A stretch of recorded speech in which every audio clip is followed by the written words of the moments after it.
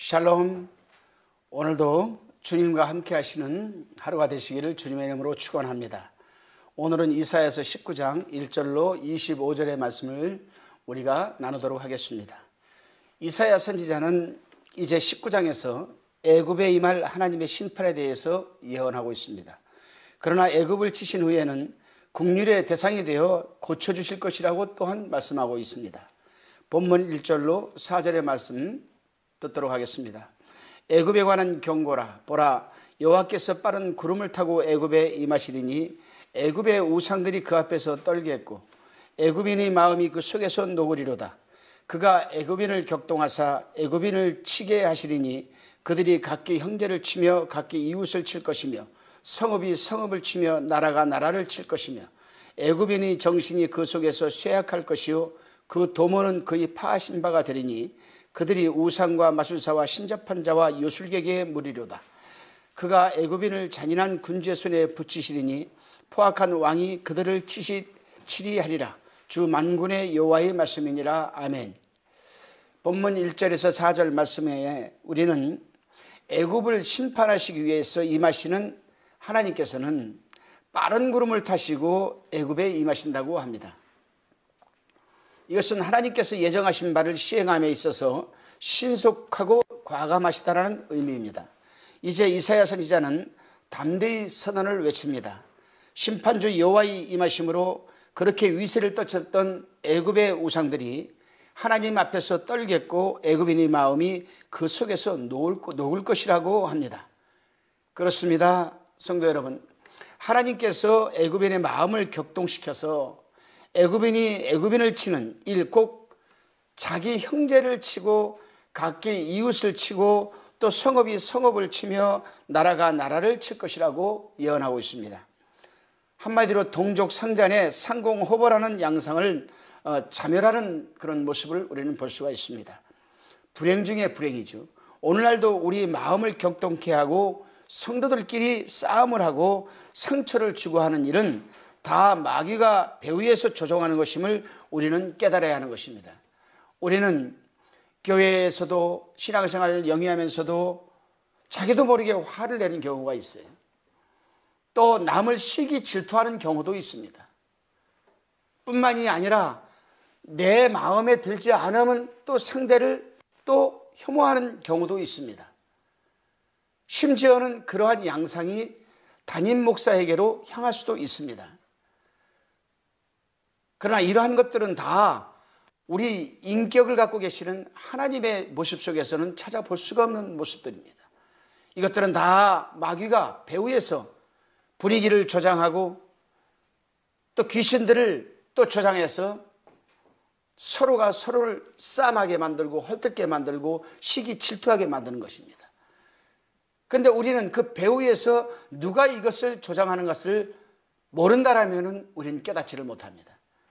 그러나 영적으로 깨달아져 있는 사람은, 분별력이 있는 사람은, 아하, 이것은 내가 하는 것이 아니구나, 내 속에 있는 한 죄구나, 오라 나는 곤고한자로다 고백할 수가 있는 겁니다. 그래서 사도 바울도 로마서 8장에서 그렇게 말을 합니다. 내가 하고자 하는 것을 하지 않고 내가 원하지 않은 것을 할 때에는 내가 하는 것이 아니라 내 속에 있는 한 죄니라. 오라 나는 곤고한 자로다. 누가 나를 이 사망에서 건져내랴. 우리 주 예수 그리스도로 말미암아 하나님께 감사하리로다라고 말씀하고 있습니다. 사랑하는 성도 여러분, 하나님의 백성들의 공동체에서는 개인주의라는 것이 없습니다. 또한 시기 질투라는 것도 없습니다. 그저 내가 부족하면 나보다 나은 사람, 나보다 나은 사람이 있으면 더 나은 사람, 이런 사람들이 서로가 합력하여 선을 이루어가는 것이 굉장히 중요합니다. 오늘 하루도 사랑하는 성도 여러분, 서로가 합력하여 선을 이루어가는 아름다운 한날이 되시기를 주님의 이름으로 축원합니다. 본문 5절로 10절의 말씀입니다. 바닷물이 없어지겠고 강이 잦아서 마르겠고 강들에서 악취가 나겠고 애굽 시냇물은 줄어들고 마름으로 달과 같이 시들겠고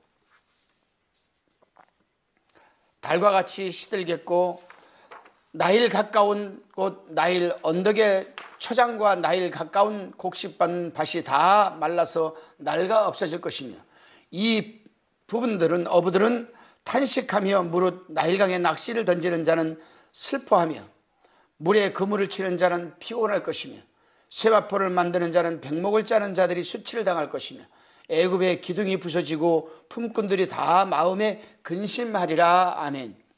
여기서 이사야 선지자는 애굽인들이 자랑하는 나일강과 바다의 및 그 풍부한 물산도 하나님의 징벌로 인하여 파멸될 것이라고 예언을 하고 있습니다.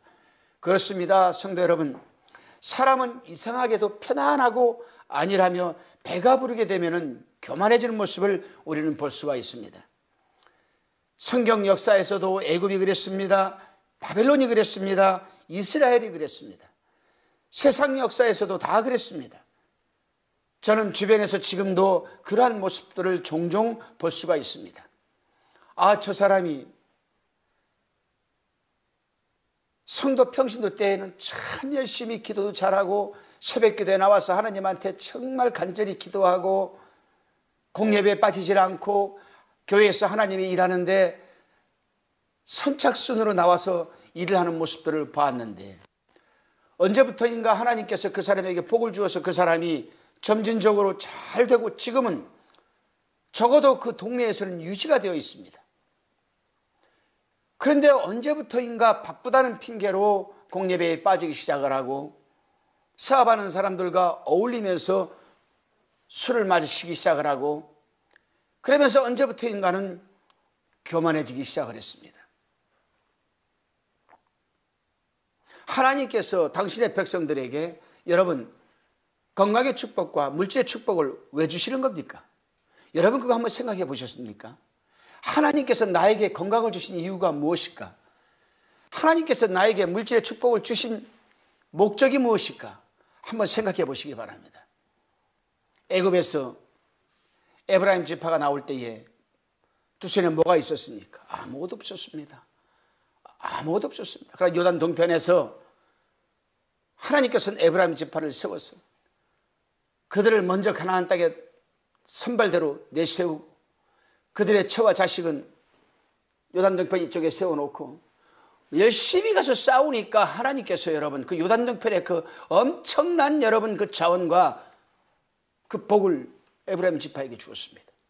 적어도 왕정시대까지 들어와서 그 에브라임 지파는 궁중에 쓰는 모든 물건들과 경제적 막강한 경제적인 실권을 쥐게 되었습니다. 그런데 어느 수부터인가 이 에브라임 지파가 교만해져가지고 우상을 섬기고 이방인들과 나누며 하나님을 회시하기 시작을 했습니다.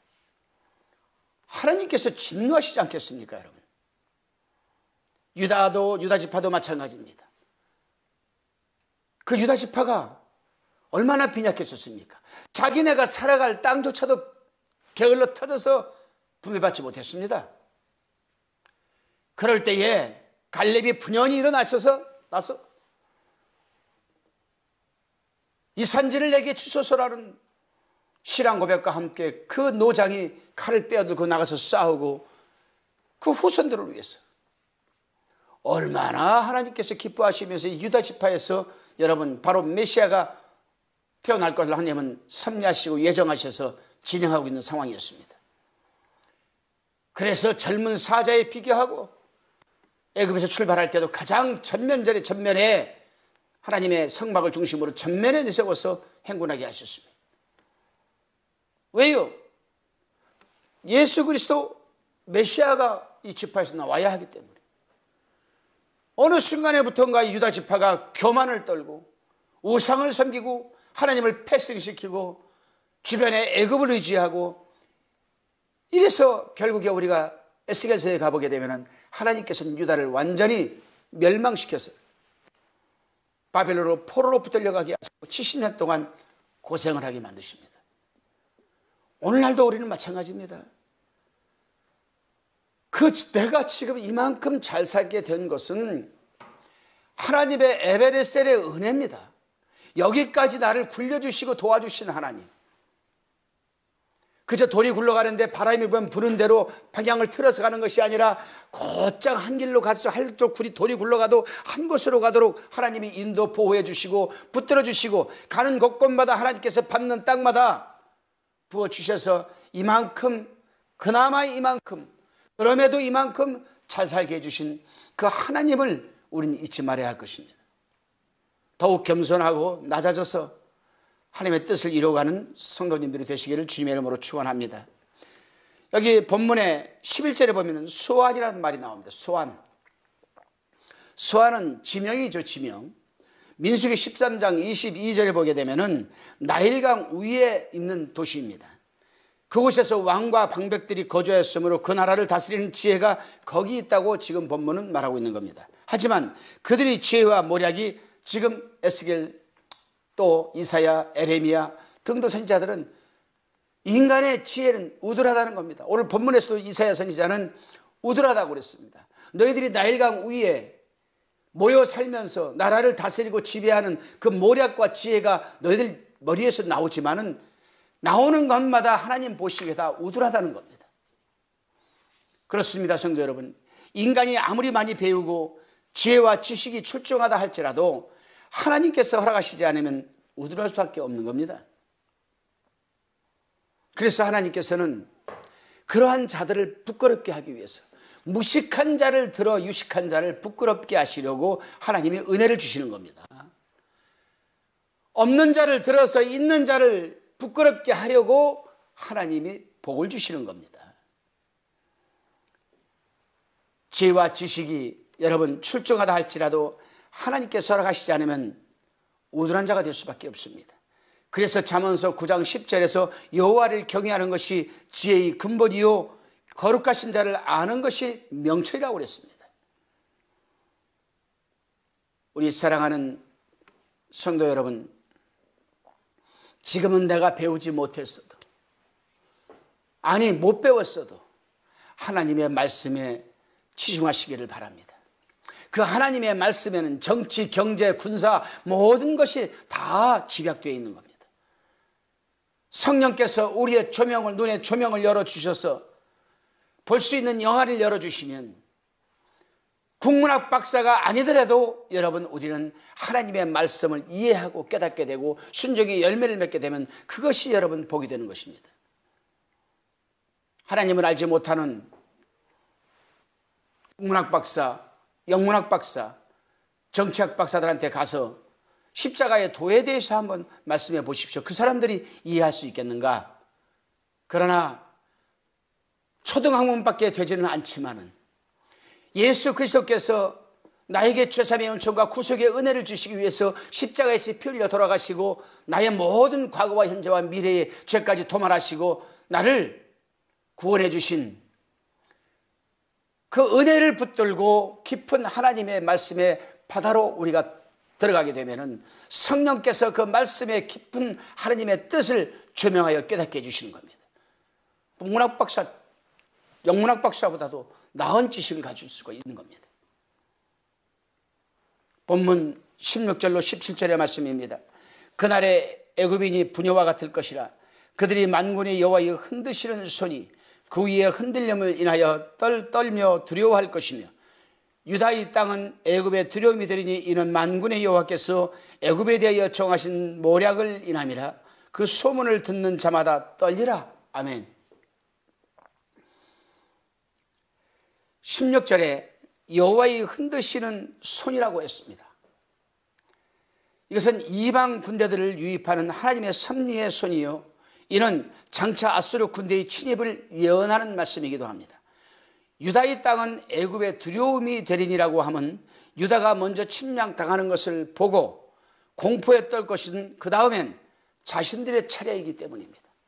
그래요 여러분, 남의 나라가 침입을 당한다고 해서 조서를 보내고 비아냥거리는 것은 하나님 앞에 큰 죄악입니다. 언제 자기 자신 나라가 그렇게 될 줄 모르기 때문에 그런 거 아니겠습니까 여러분? 그렇습니다. 강성함을 자랑하던 애굽이 하나님의 심판을 경험한 후에는 부녀같이 연약한 존재가 되어서 하나님을 두려워하게 되며 심지어는 하나님의 백성인 유다 왕국까지 두려워하게 된다는 것처럼 우리는 종종 하나님의 백성들도 마찬가지입니다. 또한 교만한 모습으로 인하여서 하나님의 다스림을 받아 겸손해지는 모습을 또한 볼 수가 있습니다. 우리는 교만은 패망의 선봉이요 겸손은 은혜의 앞잡이입니다. 은혜의 앞잡이. 저는 그렇게 말씀드리고 싶습니다. 은혜 받고 싶습니까? 축복받고 싶습니까? 겸손하십시오. 낮아지십시오. 섬김을 받으려고 하기보다는 섬기는 것이 바로 여러분 은혜의 지름길입니다. 겸손의 한 하우투가 될 수도 있습니다. 사람이 낮아지고 겸손하는 하우투에는 여러 가지가 있습니다. 여러 가지가. 그 가운데 저는 제가 경험한 것으로는 나보다 어려운 이웃을 섬기는 것이 가장 좋은 하우투가 아닌가 생각을 합니다.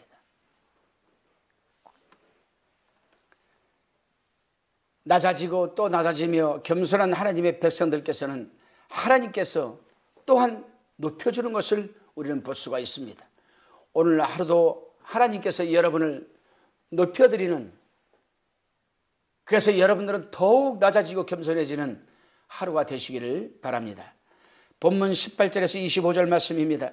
그날에 애굽 땅에 가나안 방언을 말하며 만군의 여호와를 가리켜 맹세하는 5 성읍이 있을 것이며 그 중 하나를 장망성이라 칭하리라. 그날에 애굽 땅 중앙에는 여호와를 위하여 제단이 있겠고 그 변경에는 여호와를 위하여 기둥이 있을 것이요 이것이 애굽 땅에서 만군의 여호와를 위하여 표적과 증거가 되리니 이는 그들이 그 압박하는 자의 연고로 여호와께 부르짖겠고 여호와께서는 한 구원자 보호자를 보내사 그들을 건지실 것임이라. 여호와께서 자기를 애굽에 알게 하시리니 그날에 애굽인이 여호와를 알고 제물과 예물을 그에게 드리고 경배할 것이요 여호와께 서원하고 그대로 행하리라. 여호와께서 애굽을 치실 것이라도 치시고는 고치실 것인 거로 그들이 여호와께로 돌아올 것이라. 여호와께서 그 간구함을 들으시고 그를 고쳐주시리라. 그날에 애굽에서 아수르로 통하는 대로가 있어 아수르 사람은 애굽으로 가겠고 애굽 사람은 아수르로 갈 것이며 애굽 사람이 아수르 사람과 함께 경배하리라. 그날에 이스라엘이 애굽과 아수르로 더불어 셋이 세계 중에 복이 되리니 이는 만군의 여호와께서 복을 주어 가라사대 나의 백성 애굽이여 나의 손으로 지은 아수르여 나의 산업 이스라엘이여 복이 있을지어다 하실 것임이니라. 아멘. 18절에 보게 되면은 유다인이 건설한 5 성읍이 나오는데 이 5 성읍은 유대인이 통치할 성읍으로 그 중에 한 성읍이 장망성이라고 합니다. 19절에 애굽인이 징계를 받고 겸손하게 회개하며 하나님을 경배할 것을 말하고 있고 신은 저희를 구출함으로 하나님의 존재를 재인식시킬 것과 회개하면 상처를 고쳐줄 것을 22절에서 말씀하고 있습니다. 지금 이사야는 무슨 말씀을 하고 있는가 여러분? 그렇습니다. 하나님 앞에서의 징계와 심판을 피할 길은 오직 회개뿐이 없다라는 것입니다. 하나님께서는 그 어떤 죄악 가운데서도 당신의 백성이 회개하면 하나님께서는 그 죄악을 눈과 같이 깨끗하게 사유해 주십니다. 그래서 이사야서 1장 18절에 보게 되면 여호와께서 말씀하시되 오라 우리가 서로 변론하자. 너희 죄가 주홍 같을지라도 눈과 같이 희어질 것이요 지름같이 붉을지라도 양털같이 되리라 말씀하셨습니다. 사랑하는 성도 여러분, 우리는 잘못된 것을 이미 알고 있습니다. 이것이 죄라는 것도 알고 있습니다. 그럼에도 불구하고 돌이키지를 못하는 이유를 우리는 알아야 됩니다. 뻔히 잘못된 것을 알면서도 돌이키지 못하는 것 이유 중에 하나는 무엇입니까 여러분? 2가지입니다. 그 중에 하나가 사단에게 매여 있는 겁니다. 2번째가 자기 합리화를 시키기 때문에 그런 것입니다. 저는 후자 쪽의 말씀을 좀 드리고 싶습니다. 자기 합리화라는 것은 참 고차원적인 여러분 핑계라고 말씀드리고 싶어요. 고차원적인 핑계. 내가 잘못했으면 그냥 순수하게 잘못한 겁니다. 하나님 앞에서도 하나님 이거 잘못했습니다라고 내놔야 됩니다. 우리는 고차원적인 이 합리화시키는 이 아주 하나님이 싫어하시는 이 부분을 어디에서 찾을 수 있는가? 바로 우리 인간의 시조인 하와에서부터 우리는 찾을 수가 있습니다. 우리는 하와의 후손으로서, 아담과 하와의 후손으로서 바로 이러한 고차원적인 이 핑계, 합리화도 우리는 물려받았음을 깨달아야 됩니다. 하나님께서 아담을 책망하셨습니다. 아담아, 아담아, 내가 어디 있느냐? 아담이 지금 숯불 뒤에 숨어 있는 것을 몰라서 하나님이 물어보십니까? 아니거든요. 내가 어디 있느냐 이 물어보는 이 하나님의 의도는 아담아, 네가 죄 짓고 지금 그렇게 하고 있으면 안 되잖아. 너는 죄를 짓지 말고 떳떳하고 당당하게 이 동산을 거닐면서 나에게 영광을 돌려야 할 너는 직분을 갖고 있는 거 아니겠느냐. 근데 너는 이걸 지금 못하고 있잖아. 이런 차원에서 하나님은 물어보신 겁니다. 그랬더니 의외로 아담은 엉뚱한 대답을 합니다. 고차원적인 핑계를 대는 거예요. 핑계라는 것은 이미 자기가 알고 있으면서도 그걸 합리화시키기 위한 것이거든요. 하나님께서 나에게 준 이 여자가 먹으라고 해서 먹었습니다. 핑계 아닌 핑계입니다. 이거는 자기 합리화거든요. 자기 합리화라는 것은 무엇입니까? 내가 이미 알고 있는데 고백하기 싫은 게 합리화예요. 잘못된 것을 알지만 그거를 내가 고백하기 싫은 거예요. 꺼내놓기 싫은 거예요. 그래서 고차원적으로 핑계를 대는 거예요. 그런데 여러분, 하나님에게 이 합리화가 통하겠습니까? 하나님에게 이 핑계가 통하겠습니까? 하나님은 이미 그 합리화시킬 것도 알아요. 하나님은. 여러분, 저는 그런 생각을 해봤어요. 성경을 묵상을 하면서 아담이 하나님 잘못했습니다. 내가 정말 잘못했습니다. 잠깐 실수했습니다. 회개합니다. 하나님 용서해 주시라고 했으면 인간의 역사는 또 달라졌을 겁니다. 아담과 하와로부터 물려받은 영적인 더럽고 추한 것들 가운데 적어도 합리화 핑계라는 것은 아마 들어오지 않았을 것 같다고 저는 생각을 합니다. 오늘 하루도 하나님 앞에서 이 말씀을 들으시고 기도하시면서 나는 하나님 앞에 내가 뻔히 잘못된 것을 알면서도 하나님 앞에 합리화시키고 있지는 않는지, 수평적인 관계에서, 수익적인 관계에서 하나님과 나하고 그렇다면 수평적인 관계에서도 내 이웃과 내 주변에 아는 사람들에게도 늘 나의 잘못을 자꾸 합리화시켜서 이것저것 끌어들여서 합리화시켜서 문제를 더 복잡하게 꼬여내고 있지는 않는지 한번 살펴봐야 될 부분입니다. 기도하시면서 하나님, 합리화시킨 것도 회개합니다. 또한 그동안 나를 지적해 준 사람, 권면해 준 사람들에게 합리화시킨 것도 아버지 하나님 회개합니다. 하나님, 오늘 이 시간 나의 이 더럽고 추한 합리화시키는 이런 나 자신을 감추려고 하는 이러한 것들을 다 드러내놓고 하나님 앞에 회개하시기를 주님의 이름으로 축원합니다. 기도하시겠습니다. 주님, 전능하신 힘과 능력으로 애굽을 벌하시는 하나님의 모습을 우리 하나님은 애굽과 아수르와 이스라엘을 모두 사랑하시는 가운데 보여주셨습니다. 그리고 또한 그들이 복을 받기를 원하셨습니다.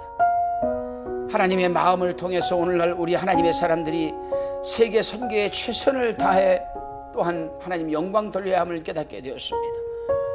우리에게 세계 선교를 감당할 수 있는 힘을 아버지 하나님 공급하여 주시고 또한 물질과 동역자와 영적인 힘과 권세도 허락하여 주시옵소서. 손톱만큼도 하나님 앞에서 합리화시키지 말게 도와주시고 잘못된 것은 그 자리에서 하나님 잘못했습니다라고 고백하게 아버지 하나님 도와주옵소서. 그의 하나님을 미쁘시게 아버지 하나님 우리가 영광 돌려드리게 하시고 하나님 뜻에 순종하며 열매를 맺게 하옵소서. 감사드리옵고 살아계신 예수 그리스도의 이름으로 기도드리옵나이다. 아멘.